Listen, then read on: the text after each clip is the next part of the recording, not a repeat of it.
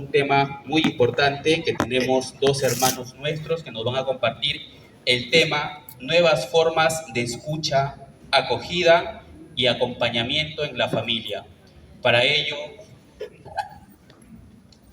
les voy a presentar a nuestro hermano Víctor Miguel Soto Remusco, abogado egresado de la Universidad de Lima, con estudios de posgrado, maestría de Derecho Empresarial en la Universidad de Lima y la maestría en Derecho Constitucional en la Universidad San Martín de Porres, integrante del equipo diocesano de la Pastoral Familiar en la diócesis de Chosica, en nuestra diócesis, coordinador vicarial de la Pastoral Familiar de la Vicaría 3, integrante de la Catequesis Familiar y de la Pastoral Familiar de la Parroquia San Juan Bautista de Zárate. Asimismo, también contamos con la participación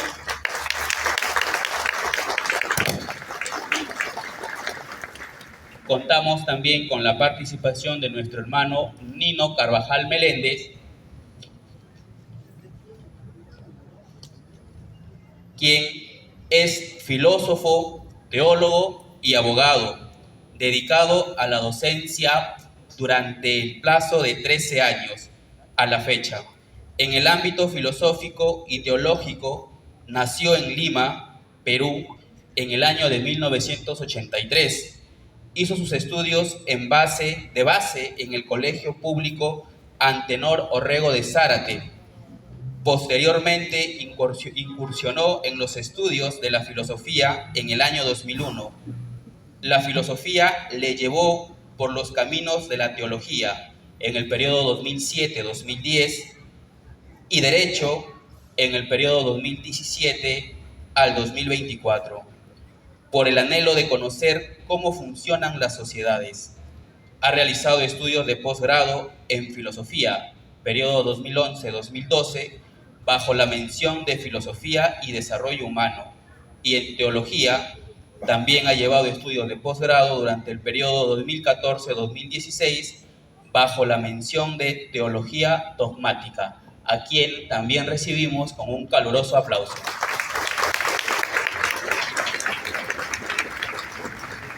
Bien, sin más, entonces, los dejamos en la posta, hermanos. Gracias. Muchísimas gracias por la presentación. Voy a ser el primero en exponer el tema el día de hoy.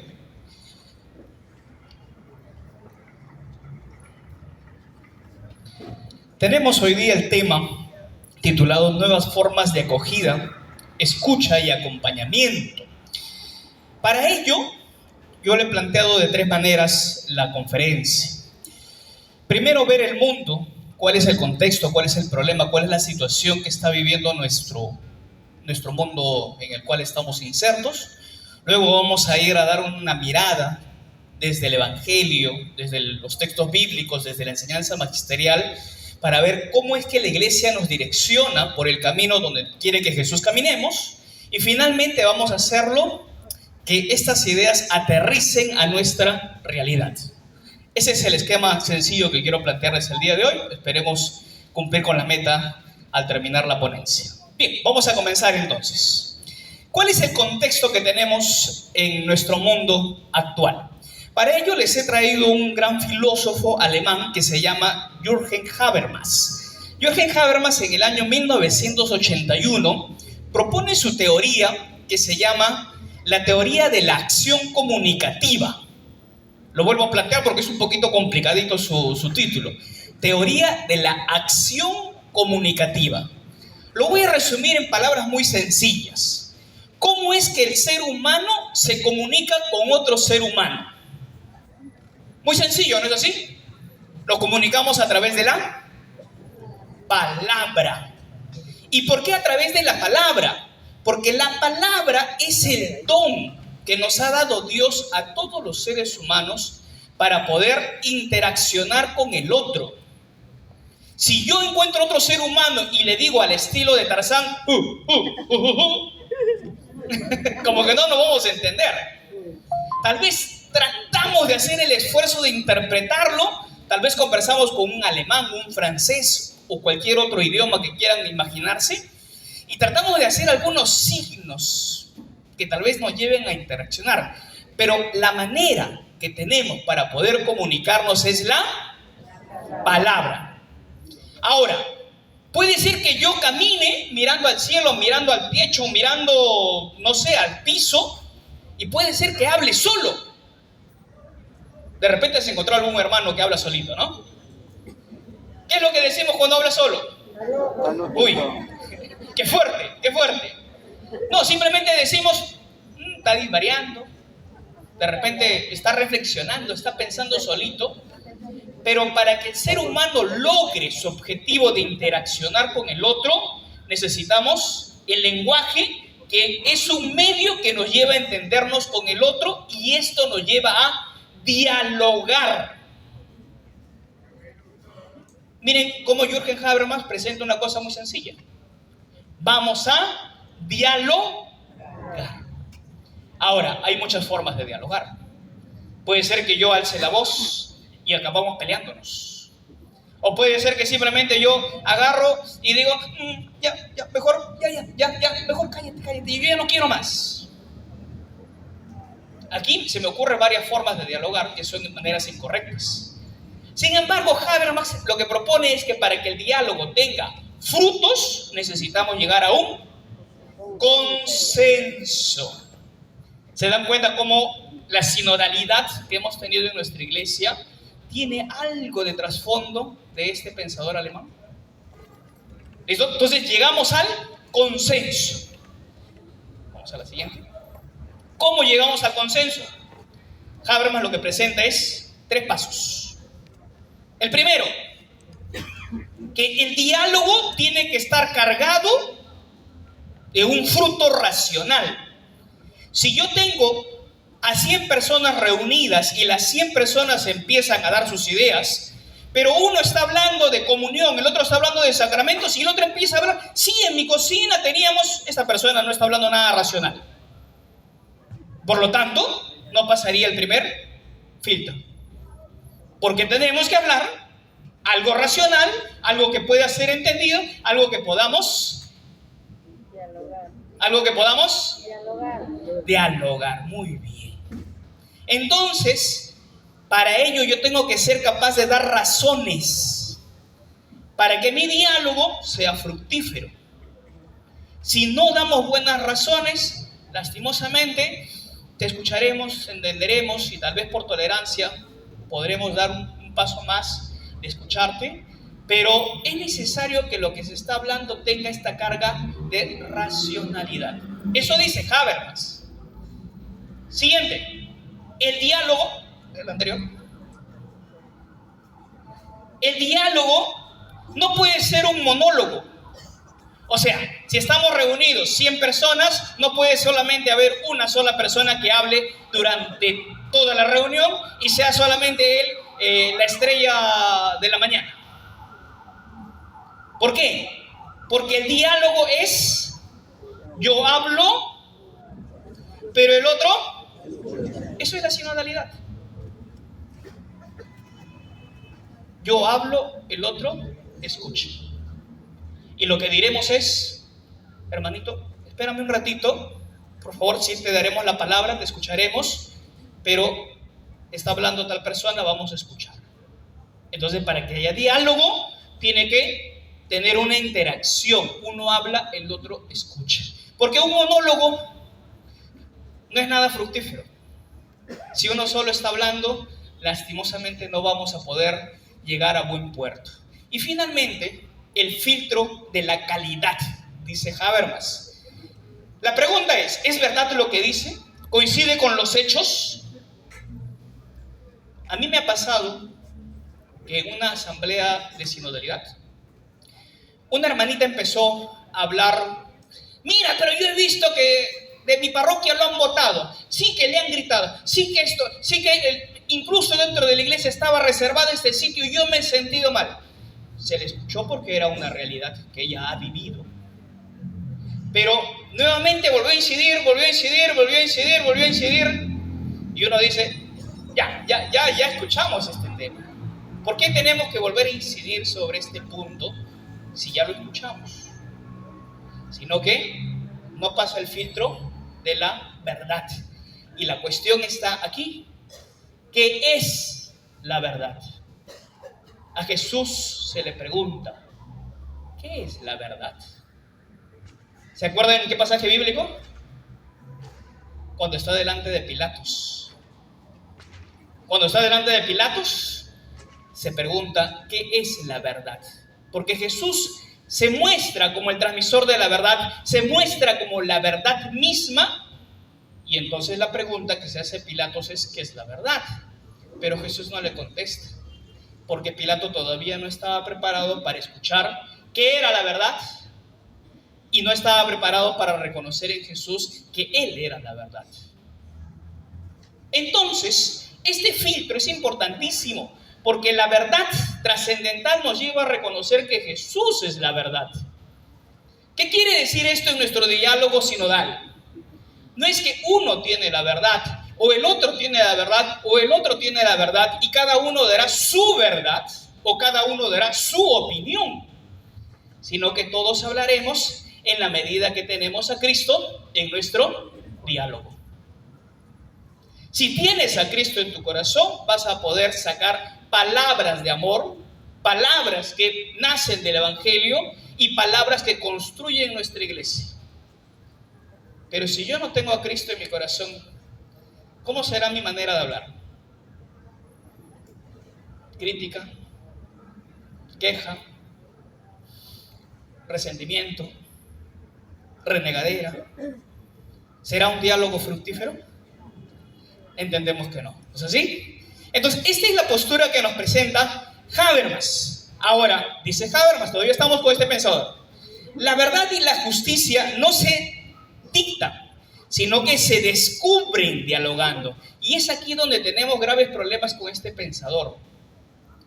Porque según él, el consenso nos lleva hacia la verdad.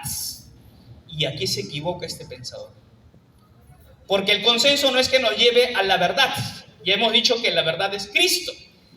Partimos desde la verdad y en la medida que yo tengo a Cristo, voy a poder hablar cosas ciertas, voy a poder hablar lo que está fundamentado en el texto bíblico y lo que está enseñado por la iglesia a través del magisterio y de la tradición. ¿Cómo tenemos la tradición en nuestra propia vida? Hace unos minutos hemos tenido la Santa Misa. La Santa Misa, que es la liturgia de la iglesia, es parte de la tradición. El consenso no nos puede llevar a decir, la liturgia tiene que ser así, así, así, porque yo creo que está bien así. No, es como dice la iglesia que debe ser la liturgia, y por lo tanto, eso me lleva a tener consenso. Pero ¿cómo va a ser el consenso? Podemos acercarnos a nuestro sacerdote y decirle, Padre, tenemos 2 misas los días domingos, una en la mañana y una en la noche, pero la iglesia ya no tiene aforo. Entonces llegaremos al consenso con nuestro sacerdote de poderle decir, Padre, ¿y si agrega una misa más? Ok, voy a agregar una misa más para la catequesis de primera comunión, o sea, la misa para niños. Wow. Llegamos a un consenso. No para decir cómo debe ser la liturgia, sino para ver el modo cómo debemos vivirla desde lo que nos enseña la iglesia. La iglesia tiene un ritual para tener una misa dedicada para los niños. No es la misma que tiene para los adultos, porque para los niños tiene que ser una interacción más cercana y los niños tienen una manera más participativa de participar en la Sagrada Eucaristía.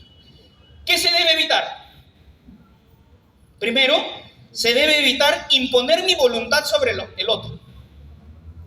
Claro, si yo me creo dueño de la verdad, voy a imponer mi voluntad frente al otro. Incluso he encontrado algunos hermanitos que le dicen, usted cállese, porque está hablando cosas que no son correctas, cosas que no está arraigada a la verdad. Eso no es la sinodalidad. Lo que tenemos que hacer es evitar que yo imponga mi voluntad frente al otro. Ganar la discusión. Cuando tenemos un diálogo, cuando tenemos un consenso, buscamos ganar, Si esa es tu meta, te estás equivocando. ¿Por qué te estás equivocando? Porque habíamos dicho que la verdad es Cristo, y en la medida que yo tengo a Cristo en mi corazón, voy a buscar el bien de mi prójimo. Entonces practicaré una de las obras de misericordia espirituales que tiene nuestra iglesia. ¿Cuál es esta obra espiritual? Enseñamos al que no, damos un buen consejo al que lo necesita. Pero el que no tiene a Cristo en su corazón, busca ridiculizar, busca aplastar, busca minimizar, o incluso lo que hace buscar es simplemente que tu voz no sea oída. Y eso no es la sinodalidad. La sinodalidad es escuchar al pueblo de Dios, escucharnos unos a otros, y a partir de la escucha ver nuestra realidad y buscar métodos de solución que sea de manera estratégica para llegar a buen puerto y a buen fin. Lo otro que tenemos que evitar es el que grita más gana. Así funciona nuestro encuentro, nuestras reuniones, nuestro grupo parroquial. Qué terrible cuando encuentro yo un grupo parroquial y dicen ¡ah! Y los demás dicen, mejor no decimos nada porque hoy día está molesto. Lo que tenemos que hacer es un diálogo desde Cristo, con Cristo y para Cristo. Pero si tú vas a imponerte frente al otro o vas a gritar porque crees que gritando se va a ganar, eso no es el diálogo que propone la sinodalidad. Y finalmente, ya sería más ridículo que el que tiene más dinero gana. O lo traduzco de otra manera. Si quiere llevarlo, que él asuma los gastos. O que él vea, déjalo que trabaje solito, déjalo. Eso no es el camino de la sinodalidad. Entonces, este pensador que estoy planteándoles aquí, que está en Alemania, y este pensador que ha influido dentro de la sinodalidad, hace de que veamos que tiene cosas positivas, pero también tiene cosas que se pueden malinterpretar y cosas que nos pueden llevar a mal camino. Ahora bien, vamos a revisar qué nos enseña nuestra iglesia. Vamos a la siguiente. ¿Qué nos enseña la Biblia? Primero revisemos los textos bíblicos. En el Antiguo Testamento vamos a remontarnos hasta el libro del Génesis. Y en el libro del Génesis encontramos en el capítulo 4 que Dios es un ser capaz de escuchar. Yo a veces en una conferencia, para causar un poco de reflexión, un poco de zamaqueo a las personas, le digo, ¿Dios te escucha? Y lo primero que te dicen es, sí. Pero yo hablo castellano. ¿Dios habla castellano? El que está en España, el que está en Alemania, el que está en Francia, el que está en la India, o imagínate cualquier otro país. O para no ir tan lejos, vámonos al interior de nuestro Perú. Nuestros hermanos hablan quechua, aymara, aguajún, chipibo. Uy, ni siquiera sabía que existían esos idiomas, o esos dialectos, mejor dicho. ¿Dios sabe esos dialectos? ¿Dios sabe esos idiomas? Porque si lo sabe, sí me escucha. ¿Te das cuenta? Vámonos al texto para que no se disvaríe. Dios escucha a su pueblo. Tenemos en el capítulo 4 la escena donde Caín mata a su hermano. ¿Qué dice el texto? Se acerca a Dios y le pregunta a Caín, ¿qué has hecho? La sangre de tu hermano clama. ¿Qué significa clamar? Grita al cielo. Y Dios está atento al clamor del que sufre. Y por lo tanto Dios va a darle justicia frente a un hecho que ha pasado. En el caso de Caín, ya sabemos lo que pasó. ¿No es así? Vámonos al siguiente. Éxodo capítulo 3. Miren la imagen. ¿Sí se logra ver desde atrás? ¿Sí? O se les indico. Tenemos el pueblo de Israel que está esclavizado en Egipto. ¿Qué dice el texto? He escuchado la voz de mí. ¿Y qué le pasó al pueblo? El faraón lo esclaviza, y no solamente le esclaviza, sino que le pone más tareas, más sufrimiento, le daba menos paja, le daba menos comida, le daba menos bebida. Finalmente tenían una vida inhumana. Y Dios escucha el sufrimiento de su pueblo. Miren cómo Dios se toma cuidado de escuchar a aquella persona que está pasando momentos difíciles, que está pasando problemas o que está pasando dificultades. ¿Esa es tu realidad? ¿Esa es mi realidad? ¿Sí? ¿Acaso en la vida tenemos todo felicidad? ¿Acaso en la vida no pasamos problemas, dificultades, tristezas, angustias, miedos? ¿O a veces tenemos incertidumbre de no conocer el futuro? O incluso ahorita de repente estás pasando eso. Y Dios escucha la voz de su pueblo, de aquella persona que está sufriendo, de aquella persona que necesita de la presencia de Dios. Vamos a la siguiente. En los Salmos, en el Salmo 23, vemos que Dios acompaña a su pueblo. Aunque camine por valles oscuros, nada temo, porque tú vas conmigo. En el programa de confirmación siempre se enseña que cuando una persona tiene problemas, Dios está caminando a tu costado. Si vamos por la playa, aparecen las pisadas tuyas y aparecen las pisadas de Jesús. Eso les deben haber enseñado en confirmación, ¿no es así?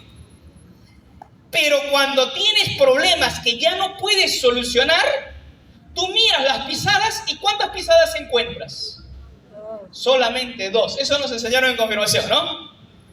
Y tú dices, uy, Dios me abandonó porque estaba caminando conmigo y ya no están sus pisadas. No. ¿Qué pasó? Ya lo saben la historia, ya ni para contarles, ¿no? Dios te cargaba en el momento de la tribulación, en el momento de la dificultad. Esto lo hemos aprendido en confirmación y lo hemos enseñado a nuestros jóvenes. Dios siempre acompaña a su pueblo, siempre acompaña a cada uno de sus hijos. Y nosotros tenemos la certeza de que somos hijos de Dios. Y por lo tanto, Dios siempre nos acompaña. ¿Qué nos dijo Jesús? Donde 2 o 3,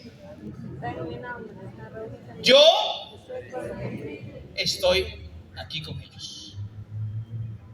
Nos enseña el Concilio Vaticano II que la presencia real de Cristo se da cuando 2 o 3 están reunidos en su nombre y cantan y oran elevando sus voces a Dios. Qué hermoso es tener la certeza de que Dios está conmigo y Dios me acompaña. Vamos a la siguiente. Dios acoge al pecador. Aquí puede haber alguno que diga, yo no he pecado. El buen católico sabe que peca todos los días. Y en el día sabe que peca a cada momento. Pero sin embargo, he encontrado algunos católicos que dicen, no tengo pecados. O cuando van al confesionario, al sacerdote le dicen, padre, hace 3 años que no me confieso. El padre dice, uy, acá me voy a demorar 5 horas, perdóname. Y solamente le da un solo pecado. Y el padre dice, ¿no hay más? No, ese es todo, padre. ¿En 5 años es posible que solamente haya un solo pecado? Tenemos conciencia de que pecamos siempre. Pero ¿qué es lo que pasa en nuestra conciencia, en nuestra propia vida? Que a veces no reconocemos el pecado que tenemos encima nuestro y no reconocemos las faltas que hemos cometido. Si no reconocemos las faltas, por lo tanto no hemos hecho un buen examen de conciencia. Y por lo tanto, no hemos pasado al segundo paso, al tercer paso, al cuarto paso o el quinto paso. Uy, recién me entero que había 5 pasos. Sí, tenemos 5 pasos. 5 pasos para poder hacer la confesión. Y cada uno de ellos tiene que ser pasado, superado, para que podamos alcanzar el perdón y la gracia sacramental en el sacramento de la confesión. Entonces, Dios acoge al pecador y siempre está con los brazos abiertos, esperando al hijo que se arrepiente. El texto que les he traído es el texto de Miqueas. Pero si nos vamos al Nuevo Testamento, también tenemos la parábola del hijo pródigo. Y el hijo pródigo, a pesar de que malgastó su dinero, a pesar de que maltrató al padre, diciéndole, ¿sabes qué? No quiero estar a tu lado, me voy a ir por ahí. Ya saben a dónde se fue, ¿no? Finalmente malgasta todo lo que tiene y después de no tener nada, después de pisar suelo, pero bajo suelo, o sea, después de comer la comida de los chanchos, decide regresar. Y cuando quiere regresar, lo único que está pensando es, ¿qué me dirá mi padre? Ah, ya sé, voy a decirle, Padre, he pecado contra el cielo y contra ti. Ahora quiero que tú me perdones. Le diré esto a mi padre. Y cuando llega a los brazos de su padre, simplemente el padre le abre los brazos y ni siquiera le deja hablar. Le da un perdón que cambie su vida de esta persona. Ya saben la historia, ¿no? Ni para seguir contándoles, porque el texto es hermosísimo. Vamos a la siguiente, por favor. El texto es hermosísimo. Jesús, como el Hijo de Dios encarnado, presente, también escucha y acompaña. ¿A quién? ¿Al emperador? ¿A los reyes? ¿A los poderosos? ¿Al que tiene dinero? ¿A quién acompaña Jesús? Va a los hijos perdidos, a las ovejas perdidas del pueblo de Israel. Pero como las ovejas perdidas del pueblo de Israel no lo reconocieron como tal, Jesús empieza a ir más allá, más allá, más allá. ¿Qué significa esto más allá? Va a buscar a las ovejas de otro redil.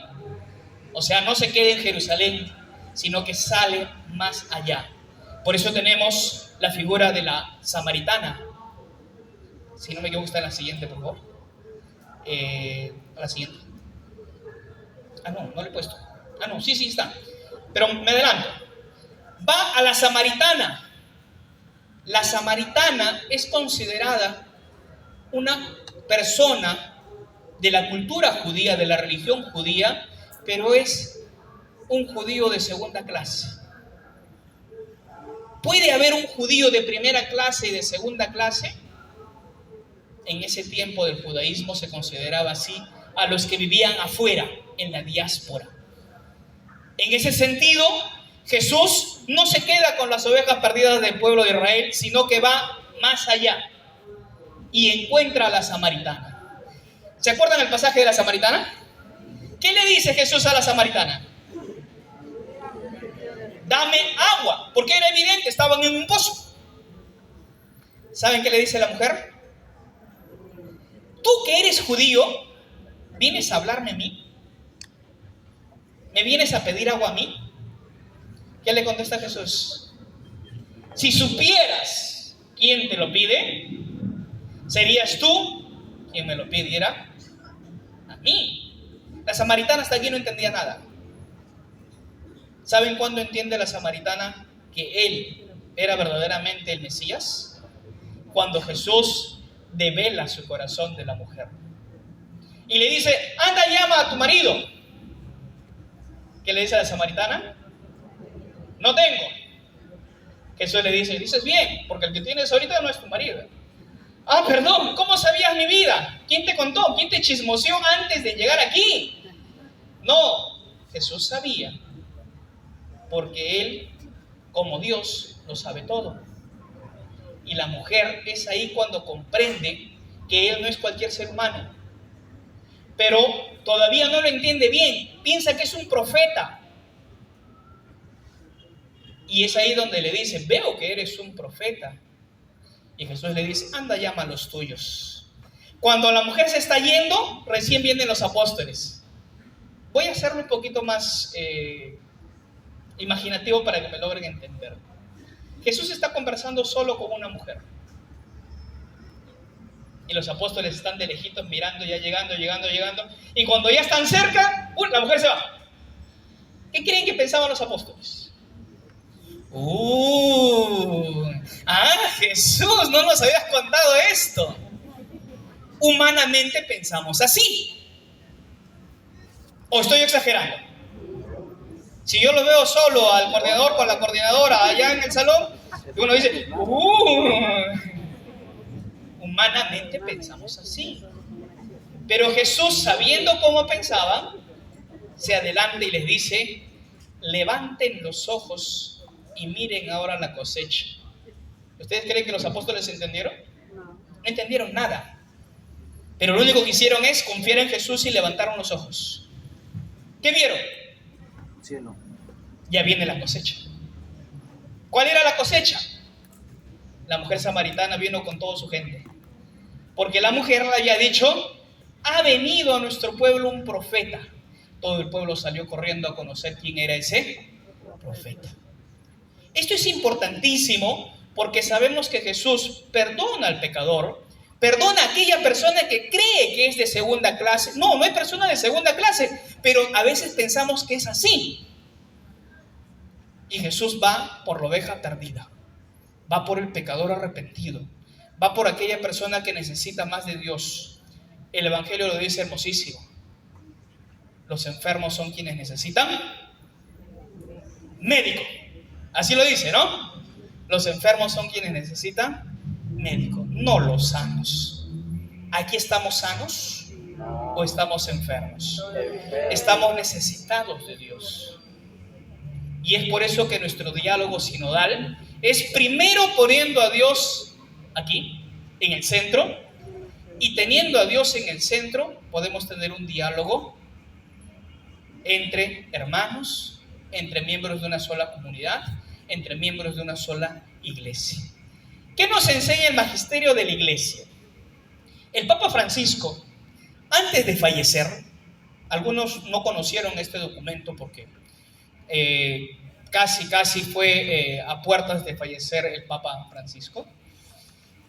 Escribe este documento que se llama Dilexis Nos.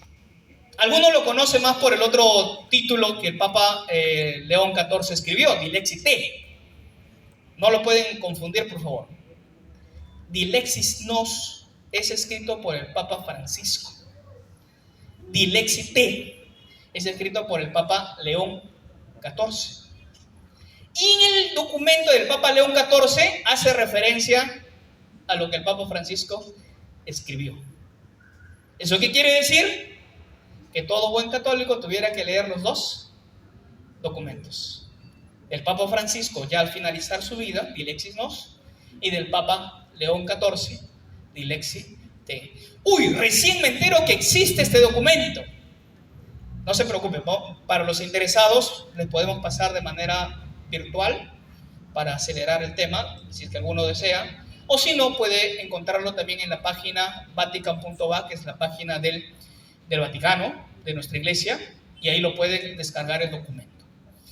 El Papa Francisco dice en el número 33, ¿cómo nos ama Cristo? Es algo que Él no quiso explicarnos demasiado, sino más bien lo mostró con sus gestos.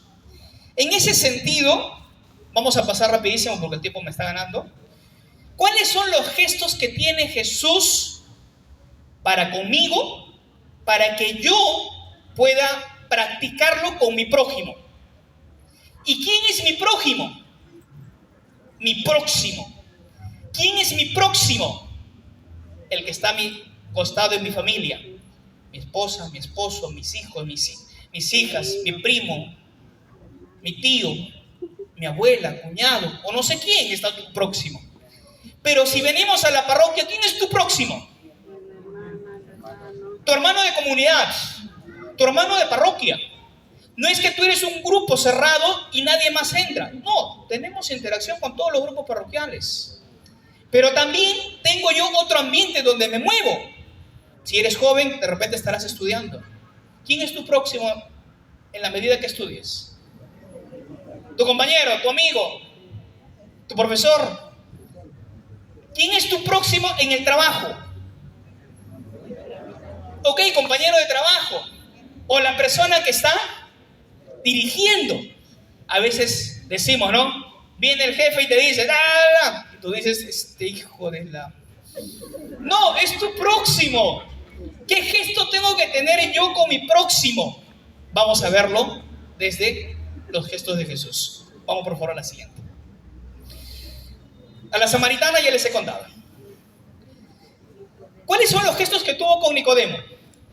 ¿Se recuerdan este pasaje bíblico? El gesto de Nicodemo. ¿Quién era Nicodemo? Para resumirlo. Es un... Se lo digo de manera clarísima. Es un vendepatria. Uy, ese término nunca lo he escuchado. Sí. Porque es un judío que se ha vendido a los romanos y recauda los impuestos para los romanos. ¿A quién le recauda? A los judíos. Es un vendepatria. Si es un vendepatria, saquen sus propias conclusiones. ¿Cómo lo ve un judío a Nicodemo? ¿Cómo lo ve? Obvio que mal, ¿no? ¿Cuál es el gesto que tiene Jesús con Nicodemo? Lo acoge, lo acepta, le invita, lo llama, le pone mala cara, le pone condiciones, lo acoge, lo acompaña. Este de aquí, la mujer adúltera. ¿Qué gesto tiene Jesús con la mujer adúltera? Les pongo en este escenario. ¿Quién es la mujer adúltera? Según la ley de Moisés está condenada a morir, y morir de una condición humillante. Debería morir apedreada. Se acercan a Jesús y le dicen: Maestro, ¿tú qué dices? Y Jesús se pone entre la espada y la pared. Porque el texto, si lo leemos bien, el texto dice: le preguntaron para ponerlo a prueba. Y uno dice: ¿cuál es la prueba? La prueba es muy sencilla. Si Jesús dice debe morir la mujer, está a favor de la ley de Moisés que mandaba que debe morir la mujer, pero estaba en contra de los romanos, porque los romanos le habían quitado este derecho al pueblo judío. El pueblo romano le había dicho al pueblo judío: ustedes no pueden dar muerte a nadie. La única autoridad que puede dar sentencia de muerte a una persona somos los romanos. Por lo tanto, Jesús, si decía sí, estaba a favor de Moisés y en contra de... Pero si Jesús decía no, era al revés. Si Jesús decía no debe morir, estaba obedeciendo a lo que decían los romanos, pero estaba en contra de Moisés. ¡Qué terrible prueba! No puedo decir ni sí, así me llamo yo, ni sí ni no. Por lo tanto, Jesús lo que hace es, se agacha, se pone a escribir en el suelo, para que se calmen un ratito los ánimos. Luego se pone en pie y Jesús da la respuesta. ¿Dijo sí? ¿Dijo no? ¿Qué dijo? El que esté libre de pecado, tire la primera piedra. Ya para qué les cuento si ya la saben la historia. Jesús da una respuesta sabia. Y yo me imagino el gesto que tiene con la mujer que está a sus pies. Tranquila, ahorita solucionamos esto. Finalmente, ¿qué nos dice el texto bíblico? Uno por uno se fueron retirando, empezando por los ¿Por los más jóvenes? No. ¿Por los más? Uy, mis canas por eso no se notan. Porque si no me caeré a mí primerito. ¿Por qué los más viejos? Porque tenemos más cargas en la mochila. Tenemos más pecados que nos llevan detrás. Sin embargo, Jesús tiene un gesto de misericordia con la mujer. ¿Se percatan del otro texto? De la mujer adúltera que se acerca a Jesús a ponerle el aceite, secarle con sus cabellos. ¿Qué gesto tiene Jesús con esta mujer? ¿Qué gesto tiene? Para que se den cuenta del gesto, primero miren al costado. El judío le dice, uy, si este fuera verdaderamente un profeta, sabría quién le está tocando. Qué terrible. Pero no solamente es él, los apóstoles. ¿Qué dijeron los apóstoles en ese momento? ¿Saben quién toma la palabra en ese momento? Judas. ¿Qué dice Judas? El perfume. Ese perfume, ¡ay, qué rico huele! Cuesta caro.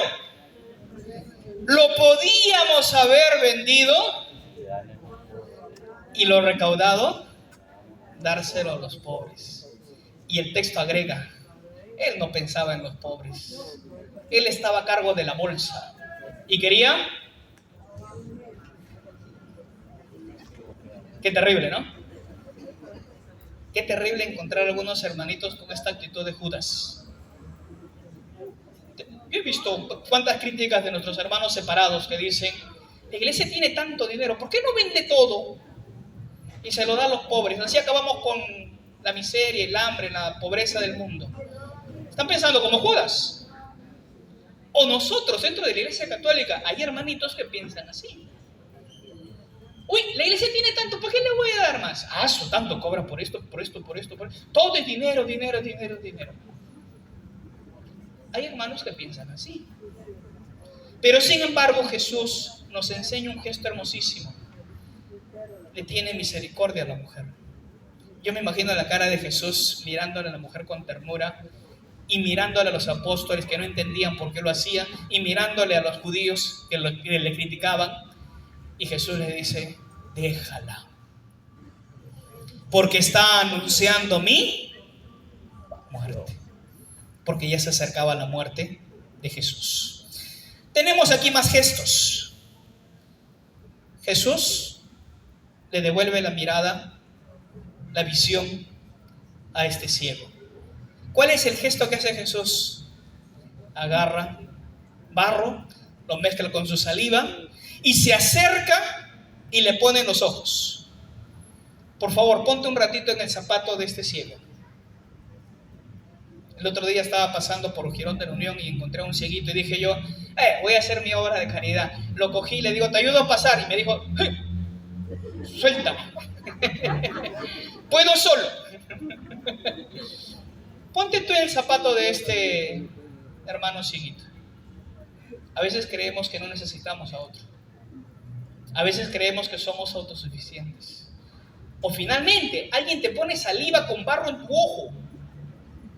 ¿Qué le respondes? Hay hermanos que devuelven mal por mal. Como dice la ley de Talión, ¿no? Ojo por ojo. Eso no es católico. Pero ¿cuántos hermanitos he encontrado con esta idea? Me lo hizo, yo le voy a hacer igualito. Y de la misma manera como me lo hizo. Eso no es católico. Eso es venganza, correcto. Pero no es católico. Sin embargo, Jesús tiene compasión y misericordia de esta persona que no había visto la luz. Pero ¿se recuerdan de otro pasaje bíblico donde dice Jesús, hay algunos que tienen ojos, pero no ven? Uy, ahí sí me dio duro a mí, pues. Porque yo tengo los ojos, pero a veces no soy capaz de ver que el que está a mi costado, que el que está a tu costado, es Cristo. Perdón, yo estoy viendo aquí a mi hermano, mi primo, mi mamá, No, mira con ojos de Jesús. El que está a tu costado es otro Cristo. Si es otro Cristo, ¿Cómo lo vas a mirar? ¿Con venganza? ¿Con odio? ¿Lo vas a mirar con, vas a ver la salida, nos agarramos a la salida? O peor, algunos hermanitos los veo que dicen, a esta no me choco ni en la esquina ni nada, yo no voy donde está esa persona. Míralo el que está a tu costado y te vas a dar cuenta que es otro Cristo. Por lo tanto, vamos a tratar a Cristo como Cristo nos trata a nosotros. Aquí tengo yo varios textos, pero creo que ya entendieron cuáles son los gestos de Jesús, ¿no? ¿Sí? ¿Se entendió? Gesto de misericordia, gesto de compasión, gesto de ternura, gesto de compasión con el necesitado, con aquella persona que necesita de mí. Vamos a la siguiente, por favor. La mirada de Jesús, aquí hay varios textos. No hay problema, yo les dejo las diapositivas para que logren buscar los textos. Ahí están los pasajes bíblicos. Vamos a la siguiente. ¿Qué nos enseña el magisterio de la iglesia? Yo les paso a la diapositiva, no se preocupen. Les paso a la diapositiva y ahorita utilizamos la tecnología y lo pasamos entre todos, ahí rapidito. ¿Qué nos enseña el magisterio de la iglesia con respecto a la acogida, al acompañamiento que debemos tener con el hermano? El Papa Francisco, ya lo conocemos nosotros este documento, el Sínodo de la Sinodalidad, el documento final. Miren lo que dice el Papa Francisco en este documento, en el número 58. Los cristianos que en distintas capacidades en la familia y en otros estados de vida, en el lugar de trabajo y en las profesiones, en el compromiso cívico o político, social o ecológico, en el desarrollo de una cultura inspirada en el Evangelio, como en la evangelización de la cultura del ambiente digital, recorren los caminos del mundo y en sus ambientes de vida anuncian el Evangelio. ¿Están sostenidos por los dones del Espíritu? ¿Es en serio? ¿Estamos obedeciendo lo que nos dice el Papa? Habíamos dicho, ¿quién es mi prójimo? En tu familia, en tu trabajo, en tu estudio, en tu casa, en tu vecindad, en tu parroquia. ¿Estamos obedeciendo lo que dice el Papa Francisco? De llevar el Evangelio a mi hermano, de compartir los dones del Espíritu Santo que he recibido. Perdón, hermanito, yo no he recibido el Espíritu Santo hasta el día de hoy. Mentira. ¿Cuándo he recibido el Espíritu Santo? En el bautismo. Y ese Espíritu Santo que estaba en ti ha sido activado de manera perfecta en el sacramento de la confirmación. Si quiere decir que yo tengo el bautismo y la confirmación, tengo los dones del Espíritu Santo. Pero a veces encuentro algunos hermanos que pareciera que el Espíritu Santo llegó y dijo, mejor me voy. ¿Qué nos dice el Papa Francisco en su otra carta encíclica? Ustedes demuestren que tienen a Cristo dentro de su ser. ¿Y cómo lo demuestro, Papa? Por favor, enséñanos. Trasluzcan el Evangelio, trasluzcan la alegría de ser cristianos. La alegría de ser cristianos. Pero a veces tenemos algunos hermanos que tienen la alegría bien oculta. No, el cristiano debe estar feliz. Cuando empezamos la actividad del día de hoy, decía, ¿no? Estamos felices. Y algunos lo veía así. Claro, nunca le enseñaron a bailar, a danzar en el espíritu, entonces el hombre estaba... Te puedo entender, claro. Porque la alegría lo tenemos en el corazón y esa alegría trasluce. Sería una pena encontrar a algún cristiano que tiene, no sé, 5, 10, 15, 20 años en la parroquia y anda triste, cabizbajo, meditabundo, taciturno, melancólico, ansioso. Anda como si estuviésemos en Viernes Santo. No, al revés, el Viernes Santo él está festejando. Se van de parranda, se van de paseo, se van 2, regresan 3. ¡Qué terrible! Nos enseña el Papa Francisco de que debemos vivir en el lugar donde me ha tocado vivir, anunciando con el Evangelio. O sea, trasluciendo la alegría del Evangelio. Vamos a la siguiente, creo que ya es la última. Sí. Mi familia es el núcleo en el cual yo voy a manifestar mi fe y voy a vivir mi fe. Y yo les digo una cosa muy sincera. Es el lugar donde nos toca vivir la fe de manera más difícil. ¿Saben por qué? Porque cuando yo vengo a la parroquia solamente me ven una horita a la semana. Y uno dice, uy, ese hermano qué buenísimo que es. Pero cuando llega a la casa, te ven mañana, tarde, noche, matinet, vermut, vísperas. Y te ve cuando duermes. Y es ahí donde dice, este santo no tiene nada. Si lo conocieras. ¿Por qué? Porque vivir mi cristiandad, vivir la alegría del Evangelio, transmitir el Evangelio 24 horas al día, cuesta. Pero ese es el camino que nos plantea Jesús. Y ese es el camino que yo te planteo el día de hoy. Para que nosotros podamos tener un nuevo método de anunciar el Evangelio, de vivir el acompañamiento, lo primero que tenemos que hacer es vivir el Evangelio en nosotros. No solamente en mi comunidad parroquial, porque es facilito. Bueno, si te cuesta más de la comunidad parroquial, ahí sí ya preocúpate. Sino que debemos vivir primero en la familia. Mide un pequeño termómetro. Tu pareja, tu esposo, tu novia, tu enamorada, ¿viene contigo a misa? ¿Asisten juntos a su grupo parroquial? ¿O te dice, anda tú, yo mejor aquí? Ese es un termómetro pequeñito que tenemos para poder medir si es que estamos yendo por buen camino o estamos un poquito todavía por trabajar y esforzarnos un poco más. Muchísimas gracias.